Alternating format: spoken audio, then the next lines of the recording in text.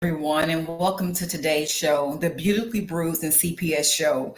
Again, we made it to see another week. Today is Friday, Freedom Friday. So I thank God that we are able to come back again on this platform to be able to come in front of you and hopefully share with you something that can be helpful, something that can help connect you to what's really going on out here in this world dealing with CPS, some of the stories that some of these families and their children are having to endure, unfortunately. And I do have a very, very exciting, worth your while story that's coming in today. She's actually a returning guest.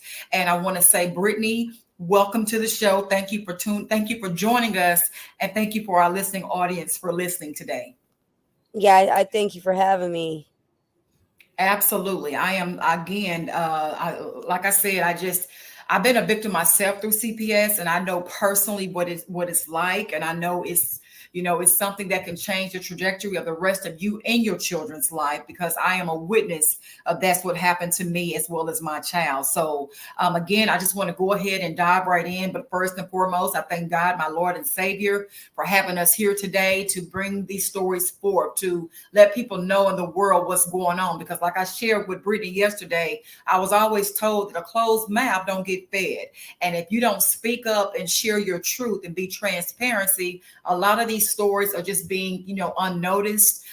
They're not being touched. They're being forgotten about. So I think the more we can come on this show, this platform with Attorney Vince, to be able to bring our truth to the airwaves, to people's to people radios, to their television sets, however it comes through.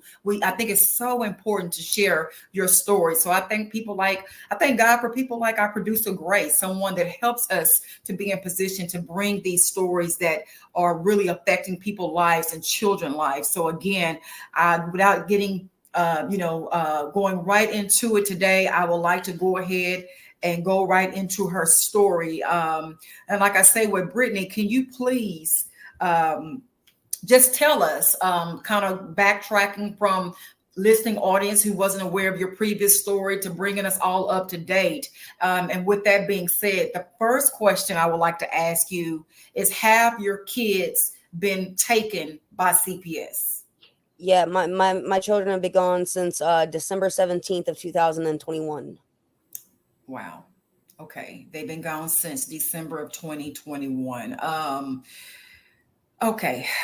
With that being said, can you elaborate more as far as how old are your children? How old are your kids? So my son will be 10 at the end of October, and my daughter will be turning 4 on in March of 2024. So they're young children. Yeah. When was the last time you've spoken with your kids? June 23rd of 2022. I'd like to ask you a personal question, Brittany, because I know when I went through, like I said, my encounter with CPS, you're going through the school holidays, you're going through when, kids are going back to school, you even, whatever it may be, Easter or, activities of the holidays where normally your children is why you go to work and provide for. Can I ask you, what is your experience like with going through these holidays, seeing other families with their children? What is your personal experience with this, with what CPS has divided with you and your family by not having your kids with you? What does it feel like? Well, so I'd like to say it gets easier. It doesn't get easier. It just gets easier to hold it in. So this will be we're coming up on my second holidays. Through the first holidays, I mean, I was a wreck. I couldn't walk into a store. I couldn't Right. walk into a gas station. I couldn't be around things that remind. I didn't. Halloween has always been one of my favorite holidays. I didn't leave my house. I didn't go outside. I didn't talk to nobody. I sat at home. You know, Hmm. um, it's nothing. Nothing's the same. Everything. Right. Everything changes. It does. Everything.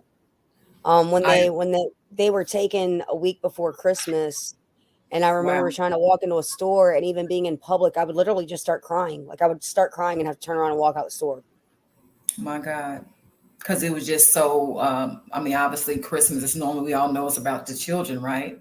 Yeah, And and Yeah. at that point, like, you're used to stopping at the store and grabbing something for your kids while you're there. Like, Right. being a mom, how often do Right. you ever walk into a store and not walk out with something for your kids? Exactly. Because they're gonna always want You know? something. So it's like, Right. I mean, and that's been like, I've gotten better at holding it in, at least because like I've constantly been trying to focus on court and trying to focus on, I talk to a lot of people. People will call me and ask about their rights. I'm really good at looking things up, so I try my best to like help people look things up. So, Right. I've gotten better on trying to focus on that. Hmm. Okay. So, It is. I mean, it's a forever thorn in your in your flesh. It is. It's a forever void. So, with that being said, I'm glad you mentioned that, Brittany. We actually have a clip of the video where you were actually featured on the news, where it's showing that even the media has been trying to reach out to help you recover your children back. And Grace, if you're ready, I would like to please go ahead and show that clip.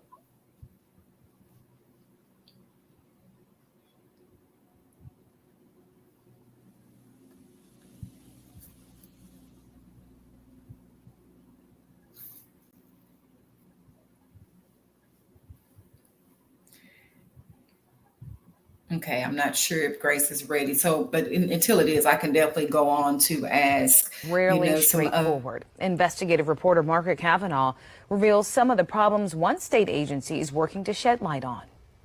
instead of getting help for what happened, I ended up with the ultimate punishment. Help with what she calls mental issues. Brittany Woodworth admits she lied to police about domestic violence, but says the string of events that unfolded after caused her to lose custody of her 2 children who were given to a relative she says she has a strained relationship with. It's shocking. It's appalling. Delegate A.C. Cordoza from Hampton has been trying to help her. There is a clear mishandling of the case by some officials. We reached out to the Hampton Department of Human Services, who issued a statement saying they legally can't talk about specific cases, but say they try hard to make all reasonable efforts to keep children with their parents whenever it is safely possible and in the best interest of the child or children.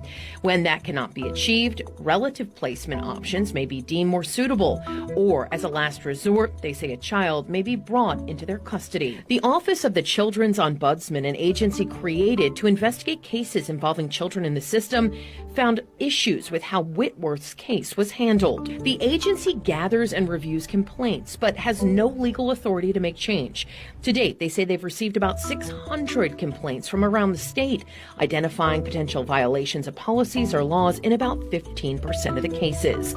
Many times when children are taken, they're either put in foster care or alternative living arrangements, which puts them with someone that they know, like a relative. We saw a lot of those cases just not handled well. Back in June, we shared Whitworth's story, and then we had people from across the state reaching out to us with their own problems about their personal situations. I just want to know, what can I do to get my grandchildren back? I have done no wrong. I haven't done nothing. After hearing testimony from CPS, a judge ruled against Marilyn Morgan and decided that placing her grandkids in the custody of social services was in their best interest. She lost her court appeals. The Ombudsman's office reviewed her dealings with CPS, not the court decision, and found problems with policy violations and issues with the children being removed. I wake up some nights and I'm wondering, did they feed her? Did they hug her like I do? Did they tell her I love her? Morgan adamantly denies ever abusing or neglecting her grandchildren. Her attorney sent a letter to the governor asking him for help. There's nowhere to go. There's nobody to help. This mother says she's been fighting to get her kids back. The Ombudsman's office found there was a lack of clarity in the beginning of her case, which they state is a problem across Virginia, but also say they didn't find any policy violations. We've reached out to the local agency in this case, who couldn't talk about specifics, but did say assessing safety and risk is a continual process in CPS, which they take seriously. We go to court again in November. Among other issues across the state, the Ombudsman's office found significant legal issues concerning parents' constitutional rights in certain situations. Some of these temporary arrangements should last about 3 or 4 months, right? But some of these cases were going on for years. The Virginia Department of Social Services develops the regulations and policies for the 120 social service departments across the state. But the report found that they are limited in ensuring quality, consistency, and effectiveness. These local agencies don't have any clear oversight. Even though the ombudsman process exists, it's just to shine a light on, hey, this is wrong, but sorry, we can't do anything about it, and that just doesn't cut it. Other problems cited in the report: turnover rates among caseworkers and a lack of training. Let me make it clear. The majority of CPS workers are doing a great job and are doing heroic actions every day. The issue is when there is a lack of staff. Officials in Hampton say parents have the right to appeal all decisions regarding the placement of a child outside of parental custody through the appropriate judicial process. Delegate Cordoza says he's exploring possible legislation changes that could improve the system. He thinks there should be a focus on fixing problems and keeping families together, and says too often that's not happening. It's shocking, it's appalling, and it's completely unacceptable. And that's another reason there must be something done. And I intend on making sure that happens. For these women, every day is a struggle, longing to see the children that they love. I reached out to the Virginia Department of Social Services 3 weeks ago and asked how many kids are in alternative living arrangements across the state and how those cases are handled. Later, I reached out again to learn more about the processes that DSS uses to investigate child custody cases. They have been responsive, but said they needed more time to gather the information that we are requesting. Wednesday, they said they hope to have an answer by the end of this week. Marilyn Morgan's case is based in Lynchburg. There, they said they can't talk about specifics of a case, but said that any time a child is removed from the home, it is a last resort, and said they try to keep families together. Now, if you would like to read the responses from all the agencies in our investigation, go to our website at WTKR.com. Margaret Kavanaugh for News 3.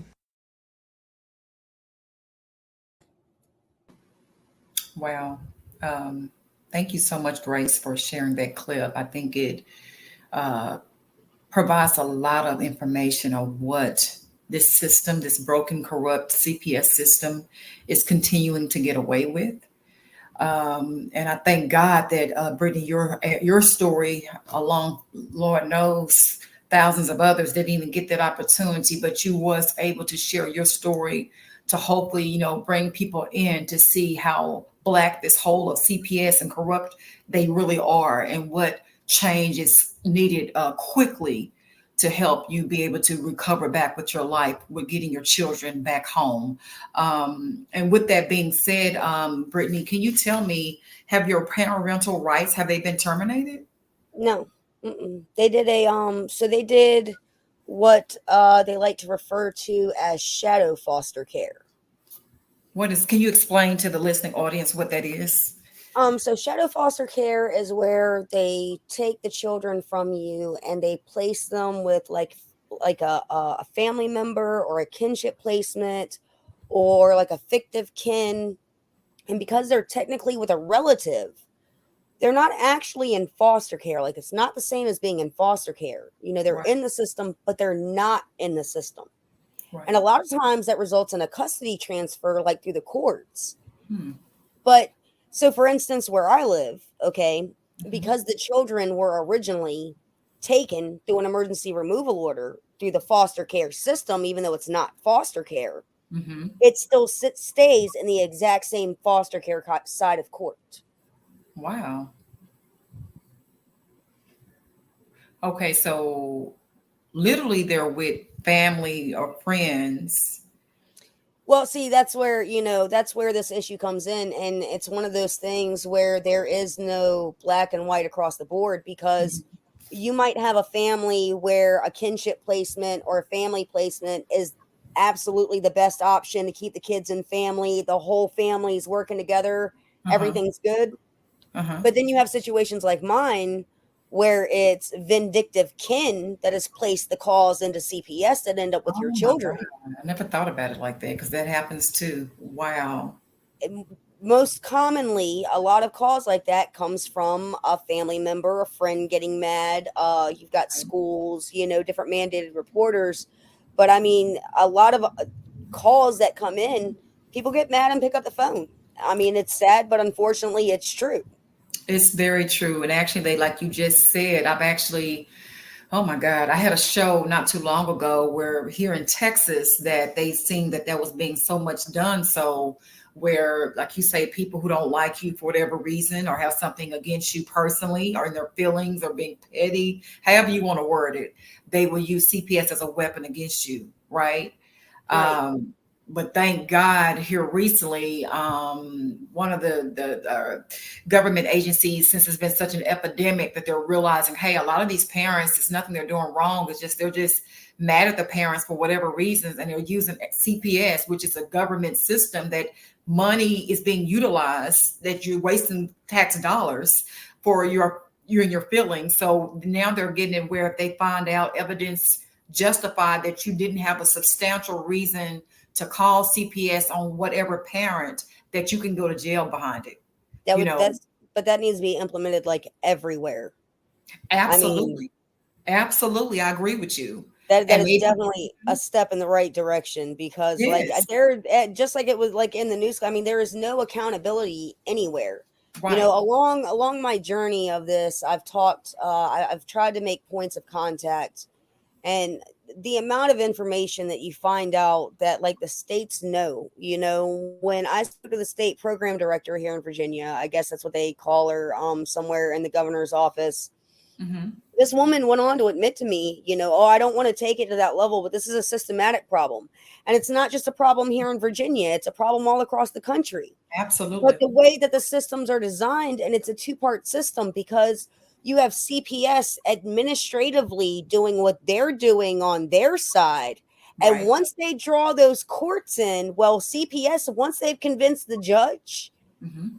the only thing that's going to overturn the judge's orders is a judge. CPS has no control over that. And Right. it's played that way. So even if you're clear on one side of the board, they still have you on the other. Absolutely. And that's why it is a broken, corrupt system.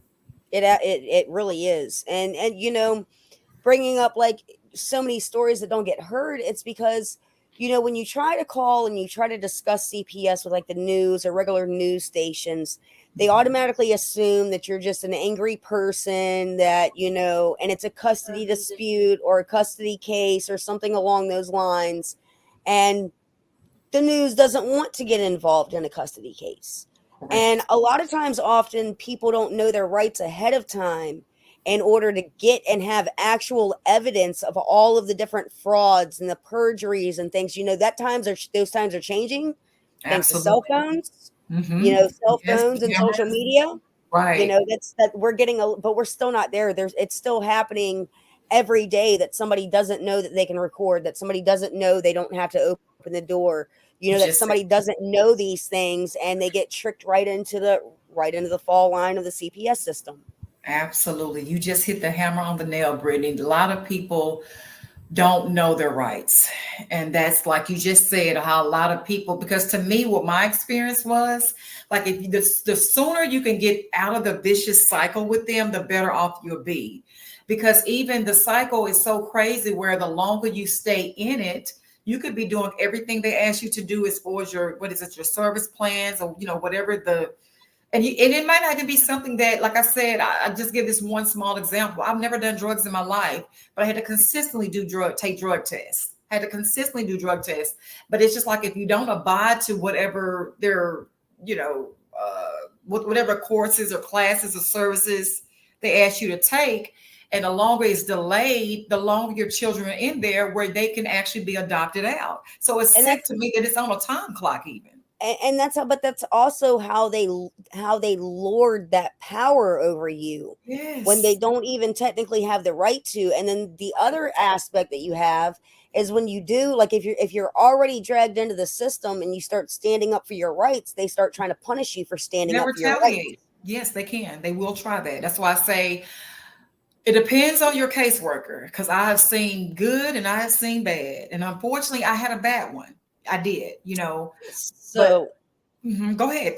What you say, that Brittany? that's exactly how I got blindsided, because the same woman that called on me this time called 10 Mhm. years prior, Oh my except God. 10 years prior, the woman that showed up, As much as I've seen bad social workers out there, I will stand by the fact of the day that that woman was an angel.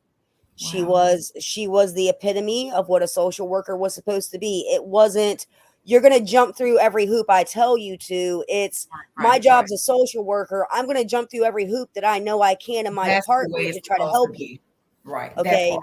Yeah. So this time around, I was completely blindsided. I was completely blindsided to the fact that there were bad apples in those departments. They are. Unfortunately, they are. If they lack integrity, or like you just described, if that caseworker is on a power trip and Mhm. she's throwing her weight around, and it's Lord knows what can happen. Because again, It's obviously they're not on your side, right? Seem and like, that's scary. No person in this world should have the authority or the power to reign over somebody like that. correct. Nobody. Especially when you're Nobody at talking all. about your children, your lives and souls, your It's legacy. I mean, we're it's a protected civil liberty for a reason. wow, exactly. There you go. Absolutely. Well said. Oh, and again, and that's something that I think I would like to just say as well, that I think is so important that you know your rights. It makes sense I would recommend, if you can, to hire an attorney. I know sometimes it's easily said than done. Don't get me wrong, because I know, it's a fee that comes with that. But I've always been also told, when my grandmother and mom raised me, you get what you pay for. And some things are worth the sacrifice. Actually, I sacrifice really my home. I sacrifice a relationship. I sacrifice so much because, again, your children, my God, I don't know how else to say it, but it's your legacy, it's your lifeline. They're going to represent you when you're dead and gone. And it's just something that can't be replaced. I can replace a house, I can get another home, Mhm. but I can't get another child. So again, so I will say, starting out, I didn't have an attorney, but I had saved. I had, if you got to work an extra job, even a paralegal, sometimes they can supply information that can be helpful if you're not aware of your rights, whatever it takes. And I say that, Brittany, to say this. I know you've even started a GoFundMe, to help you be able to hire an attorney to help represent you, to be able to get your children back. And Grace, if before the show ends, if you can please, if it's okay, I would like to share your GoFundMe page, or link rather, so people that's hearing your story today or tomorrow, whenever they get a chance to tune in, it will be a way to help Brittany win her children, get her children back home, because her rights have not been terminated. They So have not so been. here's also a lesson in why it's good to get help from somebody that knows what they're doing. Okay. Okay. All of my stuff has been through certain courts and everything, and I was told that in order to get things moved on, I needed to get my case back in front of the judge so that I could prove, what was going on. Right. So I've studied and I've studied and I've studied and I've looked at the laws and I've looked up case laws and I've put together these documents and these motions, and Mhm. I filed them in court. My court date was set out until November because the judge very much requested that I seek out counsel so Mhm. that somebody that understood the complexity of what was going on could help me in what I was doing as I stood in the courtroom pro se and tried to Right. do it myself. Okay. And I might have looked up and studied all the laws and I might have learned the laws, like your rights and your different things about that, but you know what I didn't even look at? And What's that? I'm not an attorney, so I have no idea what they are. The rules of court, the rules of evidence, the rules of submitting documents, the It's a rules of lot. addressing people in court. Yeah. So I mean that there's definitely, like you said, lawyers. There's now one of the issues, like for instance, that we have is here in Virginia, there's not very many lawyers that will actually take on legitimate cases that have issues like this. Really? A lot of the majority of the lawyers here fall in line with that. Just do whatever they tell you. Doesn't matter Really? if your rights are being violated. Doesn't matter if the law is being broken. Just do what they tell you. Oh, that's scary. It is. It's very scary. So, my first attorney we paid for and retained. Not one single piece of my evidence. was handed to the judge. Not one piece of my evidence was seen in court.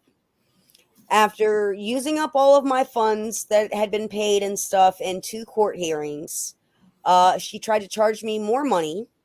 And when I didn't pay the money that she wanted, she showed up on the 3rd court hearing.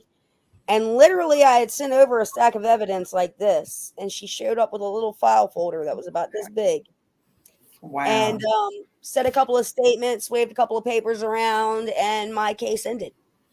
At that point, I was still in the court system at the point where the courts would appoint one for me.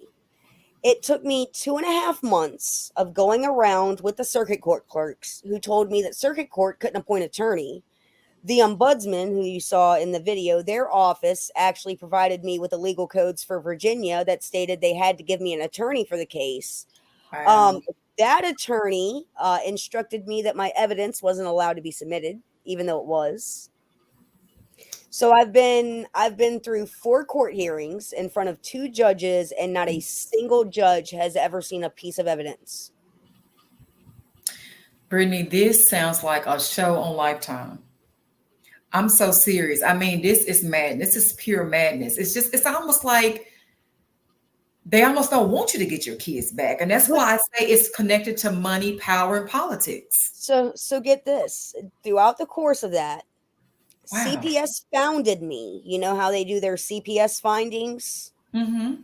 I was founded for level 2 physical neglect, inadequate supervision. Okay. I was put on the state abuse registry, abuse and neglect registry. Okay. We appealed through CPS, and at state level, they unfounded the decision. Really? So they unfounded me for neglect and said that there wasn't even enough hearsay evidence found in the record or any testimony to constitute any type of neglect. I was taken off the registry. And when I brought it into court, the city was still willing to stand behind their opinion of fighting me to get my children home. But how can they do that if you had what was just previously shared? There was no findings to justify what they said. How can they still hold it against you? I feel like that's the $1 million question. Oh my God. I'm sorry. I had to move around on that because oh my God. Oh Lord. So Yeah. wow. I just want to say this, Brittany, and oh my God. Oh Jesus. Okay.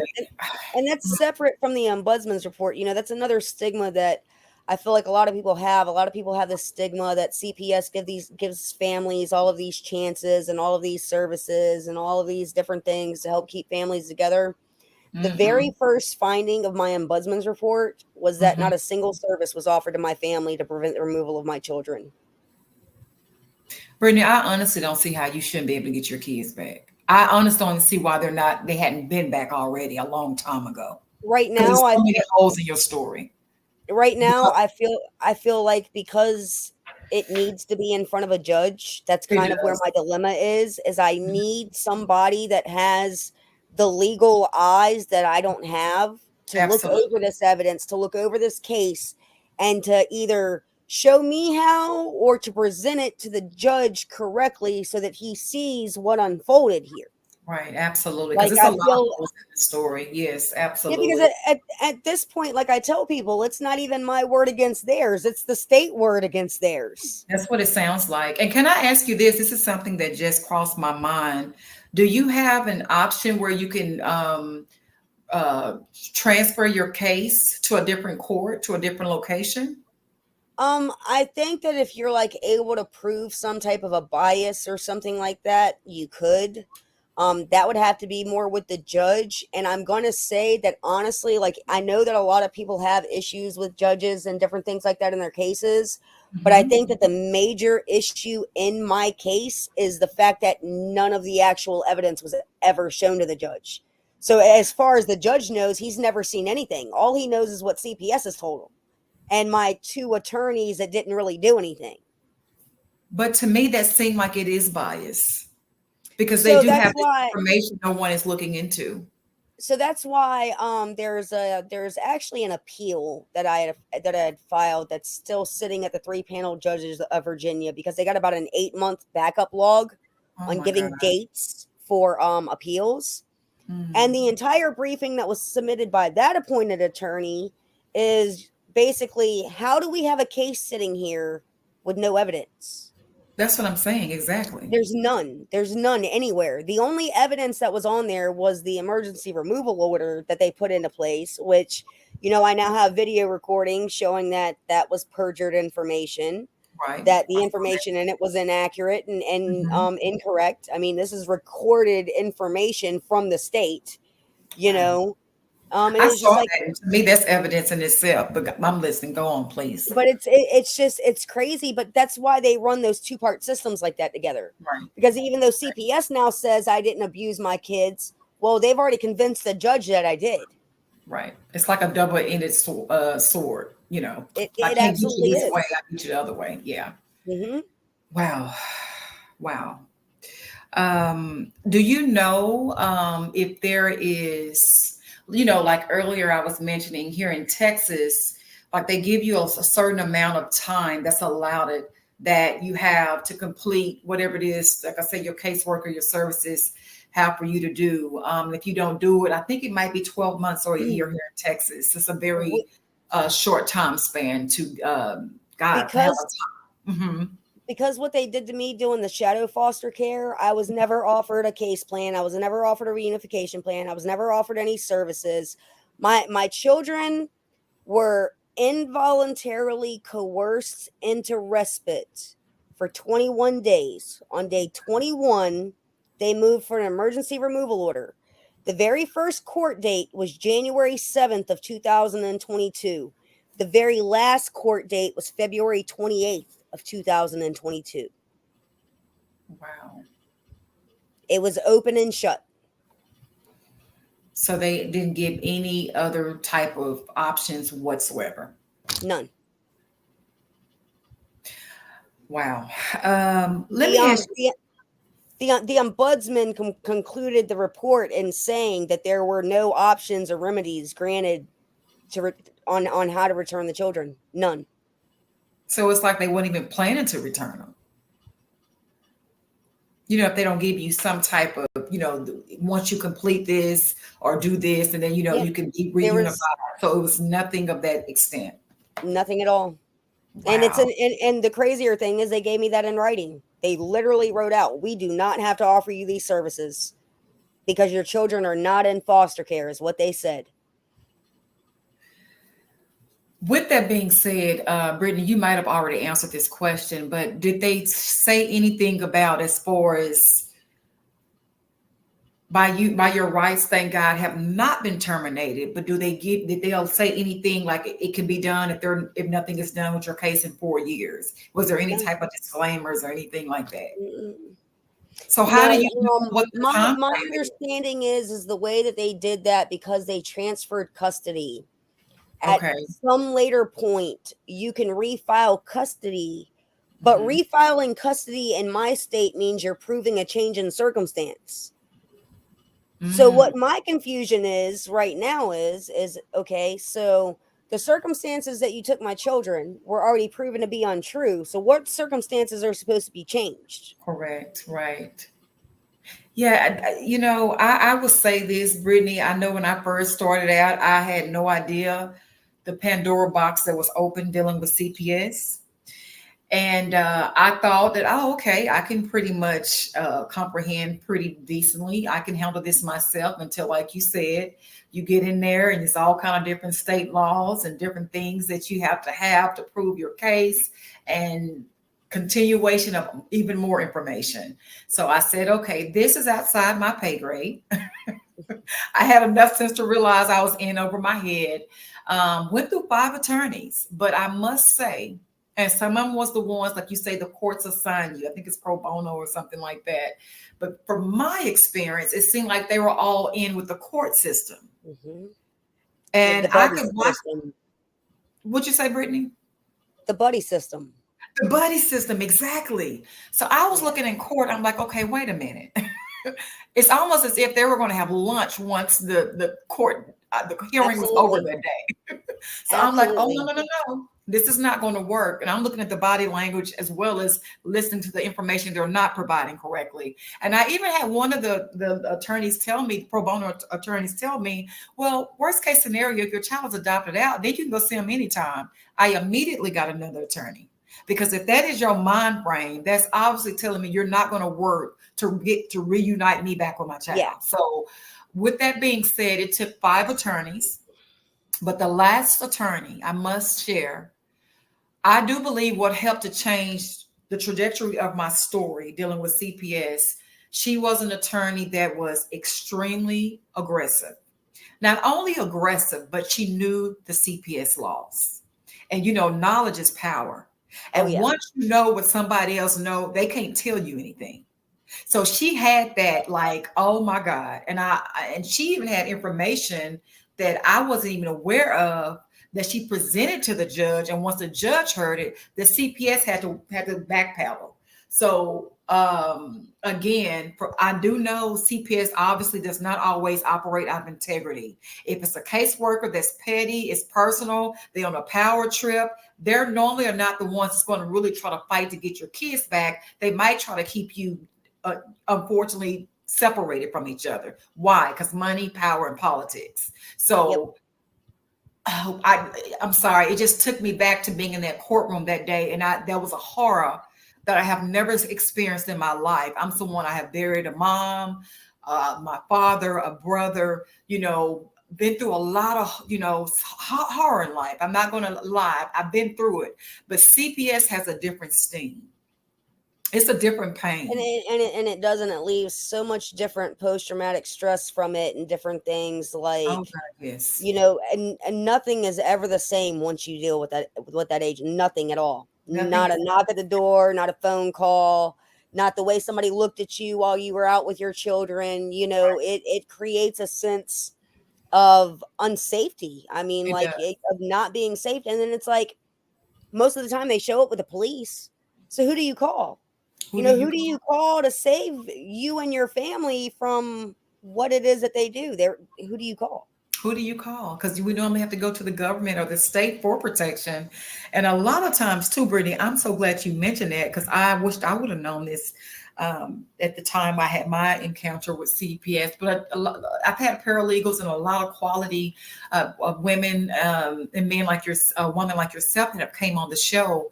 She shared, a paralegal actually was on the show that shared that you don't have to open the door. If they do not have a court order, Mm-hmm.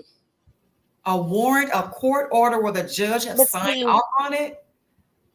that's where that comes back into that stigma. Mhm. Okay.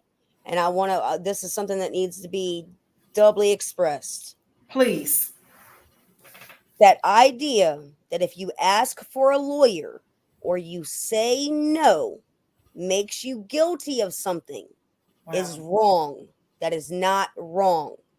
You are not guilty of something for protecting your rights and asking for a lawyer if the police or a social worker wants to speak to you. You are not guilty of something because you turn them away and tell them to come back with a warrant. Right. You are not admitting the guilt. You are not looking more guilty. You are protecting your rights and your family. That's right. We are indoctrinated to believe that seeking out that help makes us guilty. Right. And it does not. It does not. No. And I think a lot of times the ones that operate out, the CPS caseworkers who do not have integrity, they actually bank on you not knowing your rights. Mm-hmm. Absolutely.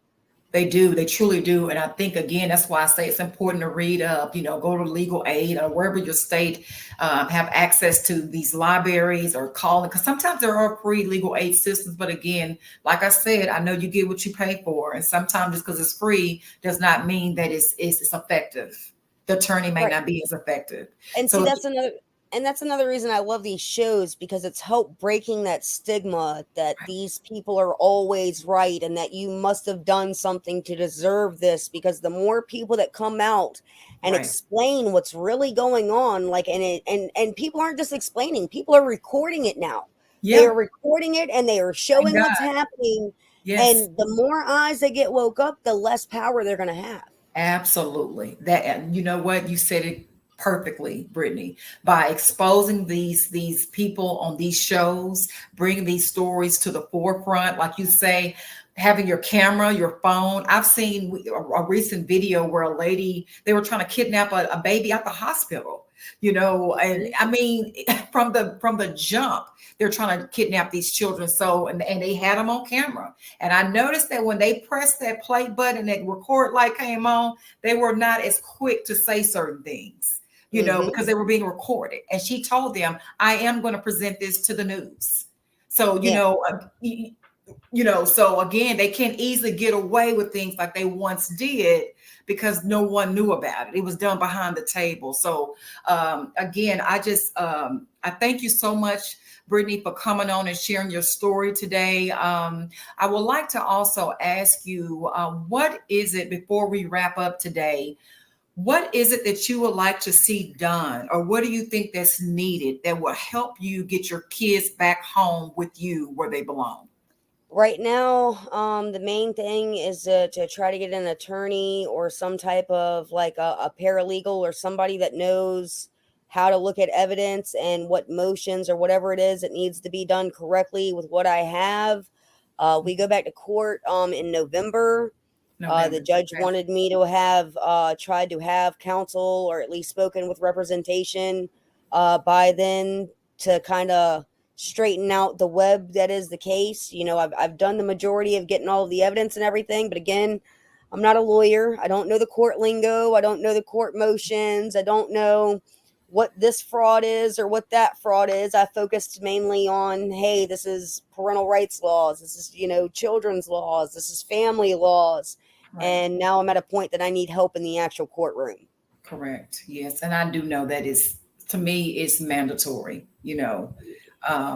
I almost wish, like, they provide, say, for example, COVID, they were giving out free COVID tests because they knew how, if you didn't get the test, or, what I'm trying to say, let me take that back. When they noticed that things were getting so out of hands, they were actually providing aid to help you with Yeah. money, to pay bills and things like that.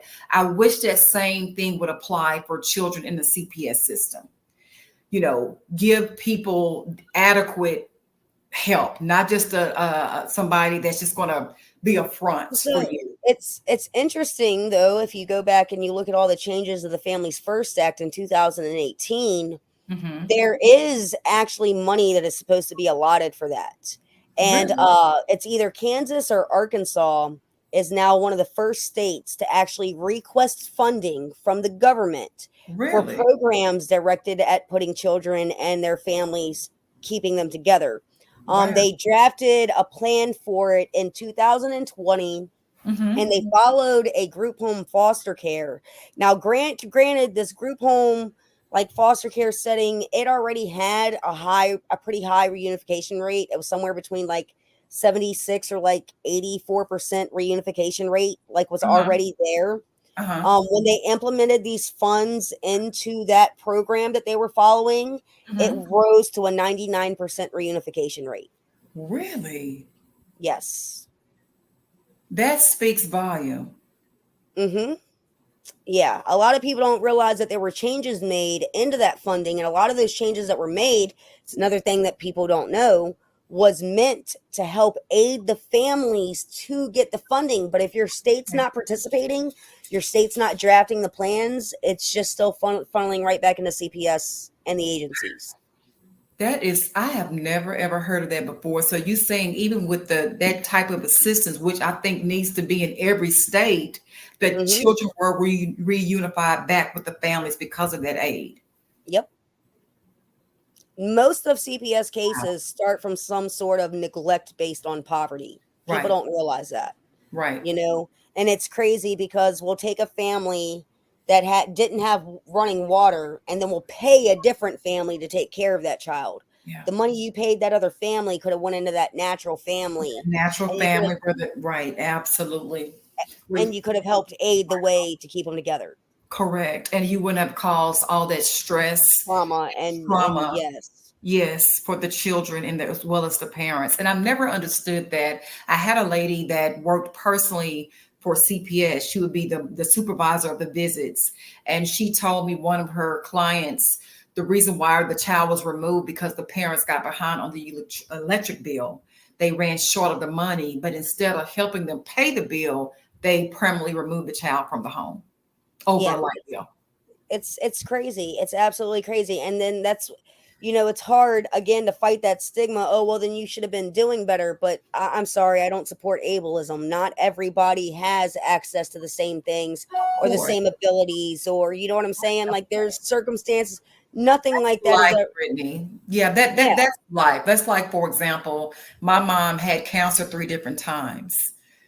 Do you think that's something she wanted? Do you think people that's dealing with diseases or illnesses or whatever, that's something they wanted? Unfortunately, that's life. Yeah. Sometimes it comes with the good and the bad. So you can't always, you know what I'm saying? So some people are rich, some people are not. So, but it's still life. And so no one should be held at a lower standard or mistreated or their children removed because they're not at a certain level. We are all at different levels of life. We all at different seasons of life. So you have really, I'm going to look into that some more, what you just said with that state. And I'm hoping and praying that can also be, something need to be done where that need to be implemented in more states. It does. But you know what gets me, and I'm going to say this, Brittany, and I have really enjoyed our show, and I'm going to bring you back whenever, I know you got to be in court in November. I would love to get an update. I'm hoping and praying that an attorney or a paralegal or someone who has the heart that's willing to help you, because to me, it just seemed like if the right set of eyes is laid on your case, who knows CPS laws, and who is aggressive and determined, that it seems like your story can turn around for the good and your children will be returned back home to you. I absolutely agree with you. I really do believe that. I do. I really do. So that's why I tell you to never give up on fighting for your kids, because it's not over yet. It is not. And I just want to encourage you, because I know during those times when you're in that transition, it's easy to get down. It's easy to get depressed, discouraged. You feel bad about yourself. You're not a good parent, but you are a good parent. Life happens to the best of us. So sometimes God will take something like this to let you turn around and be somebody, an advocate to help others get their children back. That's the goal. Oh yeah. Because you've been through it. You know it personally firsthand. What better experience than your own personal experience? Okay. Right. So again, like you said, knowledge is power. Even if the only thing I can do is help spread the education of people's rights, I'm with that too. Absolutely. The more you know, the better it is. If you can stop CPS from the beginning, then they won't have a long line or years to continue on keeping your children away from you. So the sooner, the better. So I just say, Brittany, again, if we're not able to show your information, what is your social media page? Because I noticed you post a lot of your information there. So on Facebook, you can just find me under my name. Probably come up Brittany M. Whitworth, and I think TikTok it comes up. It's just at BMW 88420 or 42088. But it just says Brittany. Okay. So the news clip that you played is one of the pinned videos on there, and those are mainly the 2 social medias that I'm on. I try to keep Facebook seems to shadow ban most things when it comes to CPS. Yeah. So, a lot of times most of the updates that aren't written will go to TikTok. Right. But you have a lot of valuable information. Actually, that's where I saw your story was on your social media page. And I said, oh my God, I would love to speak with her. Yeah. I also have a collection up there of case laws that are like pertaining to like different type of family law cases. Right. So if you need like reference guides for finding different case laws and things, there's some of those up there as well too. Great. That is some great information that I do know from the responses that you get from the comments that people are looking at what you're saying, and it is helping. So yes, thank you so much, Brittany, for being on our show today. And like I said, I would like to follow up with you after your next, court hearing in November, and hopefully it is some good news that's coming your way. So stay Let's keep hoping and praying for that. And thank you for having me today. Absolutely. I most definitely will. Okay, again, thank you once again for tuning in to the Beautifully Bruised and CPS show. I am your host, Latrika Jones. Please don't never give up for fighting for your kids, and please keep God first and have a blessed weekend.